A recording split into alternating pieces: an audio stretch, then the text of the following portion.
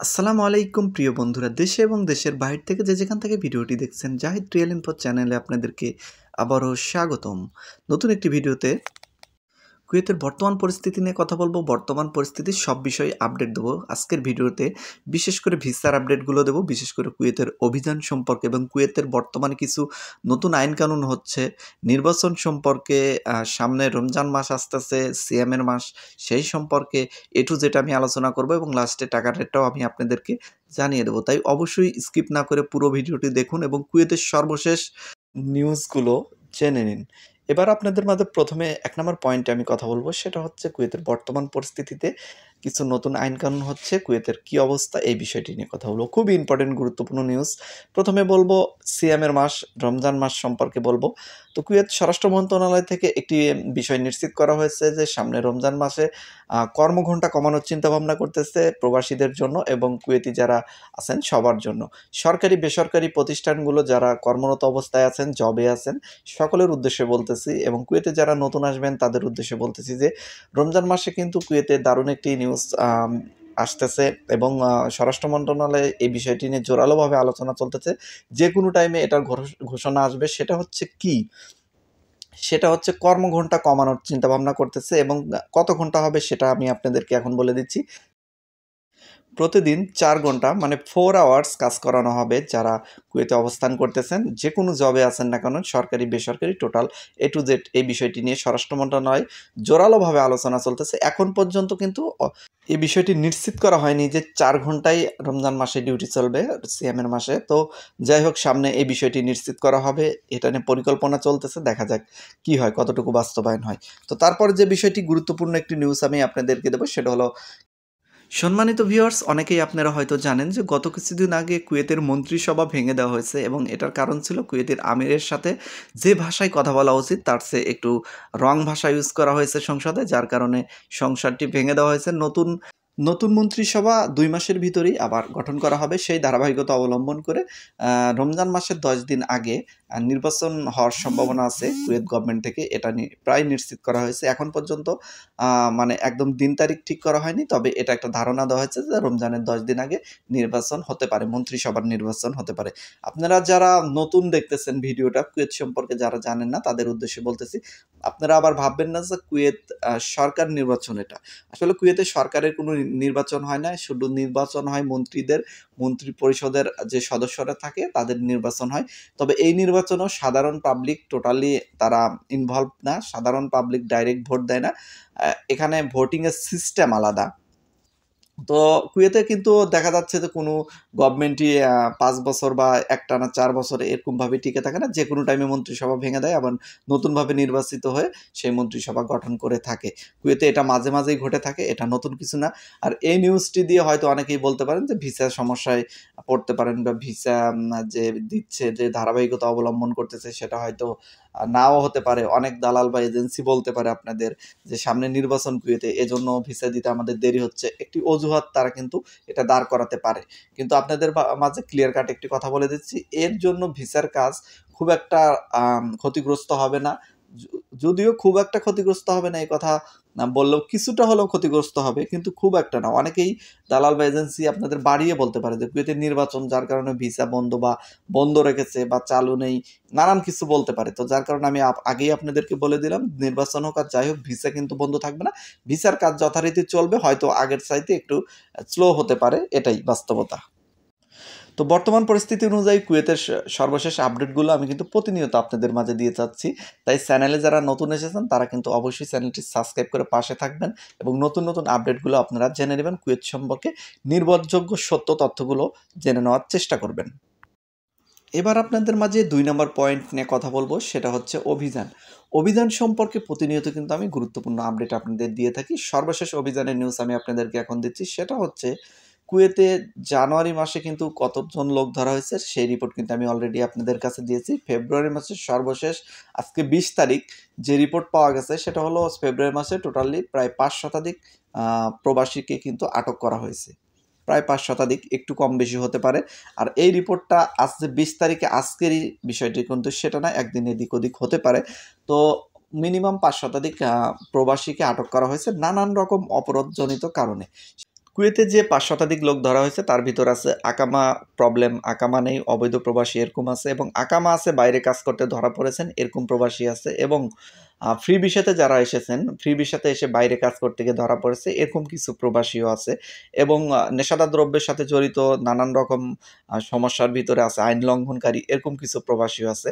এবং আমি কুয়েতে একটি গুরুত্বপূর্ণ তথ্য আপনাদের দিচ্ছি, কুয়েতে কিন্তু টোটালি গুল খাওয়া নিষেধ। গুল বলতে বাংলাদেশি ভাইরা হয়তো অনেকেই এর সাথে পরিচিত না, যেহেতু বাংলাদেশে এটা খুবই কম খাওয়া হয়, এটা ইন্ডিয়া, নেপাল এই লোকগুলো বেশি খায়। সেটা হচ্ছে ছোট ছোট যে কৌটা থাকে ওর ভিতরে জর্দার মতো যে এক ধরনের জিনিস থাকে, ওইটা হাতের উপর ডলে ডলে যে মানে খায় আর কি। দেখা যাচ্ছে আমাদের দেশে হয়তো বৃদ্ধ মানুষ দাদিদের দেখেছি খেতে, অথবা আরও যারা আছে বৃদ্ধ এলাকার তারা হয়তো অনেক সময় খেয়ে থাকে, কিন্তু এখানে দেখা যাচ্ছে ইন্ডিয়ানরা যুবক যুবতী সবাই এই জিনিসটার ভিতরে মানে ইনভলভ আছে বা অনেকেই খেয়ে থাকে। তো যার কারণে অনেকেই সমস্যায় পড়তে পারেন এই বিষয়টি নিয়ে, যার কারণে আমি অগ্রিম আপনাদেরকে সতর্ক করে দিলাম। অবশ্যই গুল আপনারা কেউ খাবেন না এবং সাথে পকেটে রাখবেন না। এটার কৌটা কিন্তু পুলিশ দেখলে সেটা কিন্তু আপনাকে গ্রেপ্তার করবে, কারণ এখানে কিন্তু গুল খাওয়া টোটালি অবৈধ কুয়েতে। তবে যারা সিগারেট খান, সিগারেট খাওয়াটা কিন্তু কুয়েতে তেমন কোনো সমস্যা মনে করে না, তারা কিন্তু কখনোই আপনাকে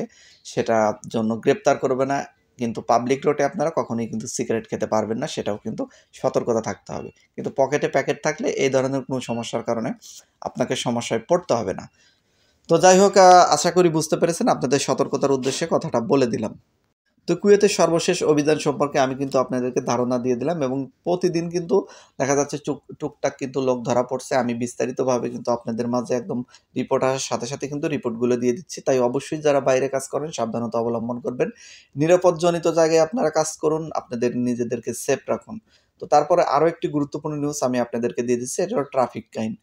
যারা ট্রাফিক আইন লঙ্ঘন করেন, যারা বিশেষ করে কুয়েতে গাড়ি চালান, ট্রাফিক আইন লঙ্ঘন করেন, তাদের উদ্দেশ্যে বলতেছি তারা অবশ্যই ট্রাফিক আইনগুলো 100% মেনে চলার চেষ্টা করবেন। আসলে কুয়েতে কিন্তু যারা আমরা প্রবাসী তারা কিন্তু 100% ট্রাফিক আইন মেনেই গাড়ি চালাই, কিন্তু দেখা যাচ্ছে যারা কুয়েতি আছে, স্থানীয় আছে, তারা কিন্তু অতটা আইন কানুন মানেন না। মানে কুয়েতি, ভালো কুয়েতি অনেক আছেন, তারা একদম ভদ্র শিক্ষিত যারা আছেন তারা কিন্তু দেখা যাচ্ছে আইন কানুন মেনেই চলে, যার যেটা আইন সেটা মানা দরকার সেটা মানে। কিন্তু কিছু কিছু আছে উদ্ভট, আসলে মানুষ তো সব জায়গায় ভালো মন্দ আছে, তারা কিন্তু দেখা যাচ্ছে রোডে আইন কানুন তেমন একটা মানে না। ট্রাফিক আইনের যে রুলস রেগুলেশনগুলো আছে সেগুলো 100% তারা প্রপারলি মানে না। আর কুয়েতিরা যদি এরকম করে তাহলে কিন্তু তেমন কোনো তাদের সমস্যাও হয় না।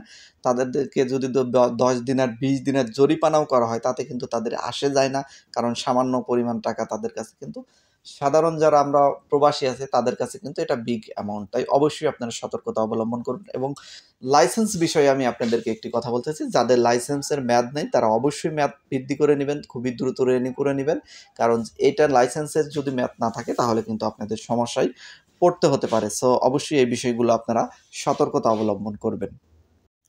তো এরপরে আমি আপনাদের মাঝে 3 নাম্বার পয়েন্ট নিয়ে কথা বলতে চাচ্ছি, খুবই গুরুত্বপূর্ণ, সেটা হলো ভিসার আপডেট। আমি কিন্তু প্রতিনিয়ত কুয়েতে ভিসার আপডেট দিয়ে থাকি আপনাদের মাঝে।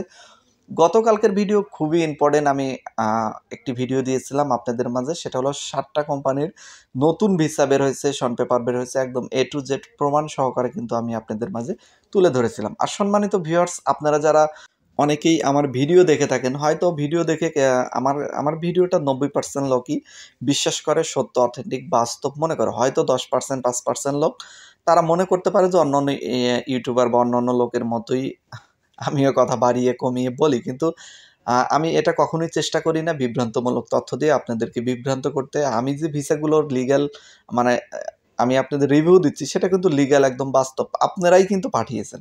আপনারা কেন পাঠিয়েছেন এটা বলতেছি, কারণ আমার যে ভিউয়ার্স আছে যারা আমার ভিডিওগুলো প্রতিনিয়ত দেখেন, তাদের মধ্যেই যারা ভিসা পান, শন পেপার পান, তারাই কিন্তু আমার কাছে হোয়াটসঅ্যাপ নাম্বার চান এবং পাঠিয়ে দেন। সেই ভিসাগুলোই কিন্তু আমি আপনাদের মাঝে রিভিউ করে দিচ্ছি, যার কারণে এটা যে 100% শিওর, অথেন্টিক, বাস্তব, লিগ্যাল, এর ভিতরে কিন্তু সামান্য পরিমাণও মানে নেগেটিভিটি নাই, মানে সামান্য পরিমাণও কিন্তু ভুল কিছু নাই। আমি যদি অন্য জায়গা থেকে কালেক্ট করতাম তাহলে তাও সন্দেহ কিছুটা হলেও থাকতে পারতো, আমার নিজেরও কিছুটা হলেও সন্দেহ থাকতে পারতো। যেহেতু আমি বিশ্বস্ত, অথেন্টিক, বাস্তব তথ্যগুলো আমি আপনাদের মাঝে প্রদান করতে চাই, এই ধারাবাহিকতায় কিন্তু আমি প্রতিটা নিউজ আপনাদেরকে দেওয়ার আগে এটা চিন্তা ভাবনা করেই দেই যে এই নিউজটি 100% লিগ্যাল কিনা।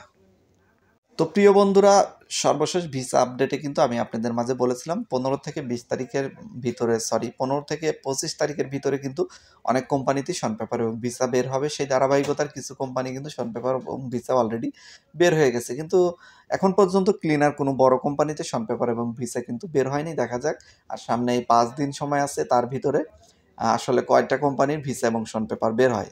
আজকের থেকে যে এই সপ্তাহের যে দিনগুলো আছে, এই দিনগুলোতে কিন্তু অনেকেই শন পেপার এবং ভিসা আপনারা পাবেন এবং যারাই শন পেপার এবং ভিসা পাবেন অবশ্যই ভিসা চেক করার প্রয়োজন হলে বা শন পেপার চেক করার প্রয়োজন হলে পাঠিয়ে দিতে পারেন। তো সর্বশেষ পয়েন্ট নিয়ে আমি আপনাদের মাঝে কথা বলছি, 4 নাম্বার, সেটা হলো টাকার রেট। বর্তমান দিনারের রেট কিন্তু অনেকটাই কমে গেছে আগের তুলনায়। তো বর্তমান একদিনের সমান আপনারা পাবেন সর্বশেষ হলো 395 পয়েন্ট সামথিং কিছু। এক্সচেঞ্জ ভেদে হালকা কিছু তারতম্য হতে পারে, 1 টাকা 2 টাকা। তো আর সময় ভেদেও 1 টাকা 2 টাকা কম বেশি হতে পারে। সর্বশেষ নিউজই হলো 395 টাকা সামথিং।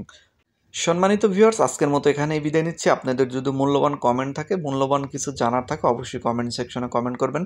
বিগত কিছুদিন ধরে কমেন্টের 100% উত্তর দিতে পারতেছি না সময় স্বল্পতার কারণে। তবে আপনারা কমেন্ট করেন, আমি অবশ্যই সময় করে উত্তর দিয়ে দেবো ইনশাল্লাহ। সো সবাই ভালো থাকবেন। আল্লাহ হাফেজ।